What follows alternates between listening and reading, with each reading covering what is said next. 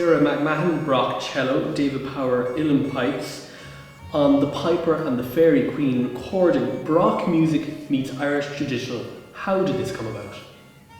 Well, Malcolm's wife Susan was listening to the pipes at the Kilkenny Arts Festival in 2015, I think, and I think she got the idea that some of the pieces that I was playing at that particular event were possibly pieces that the Baroque ensemble could consider playing. So she got in contact and we started thinking about this, and eventually we got to work on some new pieces. And is there a natural fit between these two musical styles? Yes, I think there is. I think we feel a great affinity for each other musically, even though we're coming from different backgrounds. Backgrounds and different angles. But there's, of course, within Baroque music, there's a lot of dance. There's a lot of spirit of the dance, and we kind of feel that together. And of course, some of the repertoire we found, is inspired by piping, the musettes, for instance. Dances. Yes, yeah. and folk music itself. So there's a lot of similar language there, I think, that we can weave together, really. Sure. So tell me some of the repertoire on the CD. We have musettes and minuets by Jean-Marie Leclair.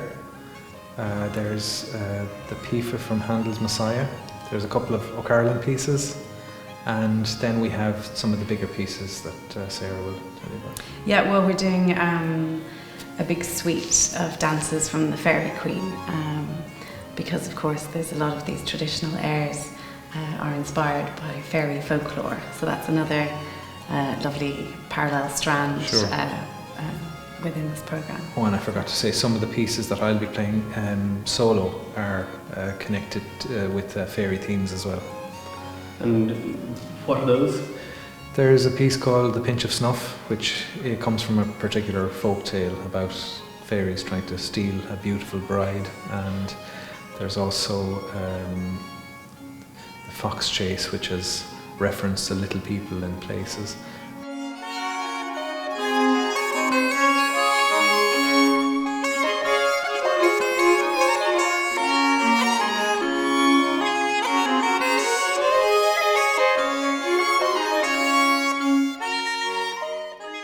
How appropriate then that the Piper and the Fairy Queen is being recorded in this beautiful Georgian house in County Kilkenny, the very sort of place Carolan would have composed and performed. Absolutely, for his patrons at the end of the 18th century. Yes, well, the story behind Carolan's concerto is that he actually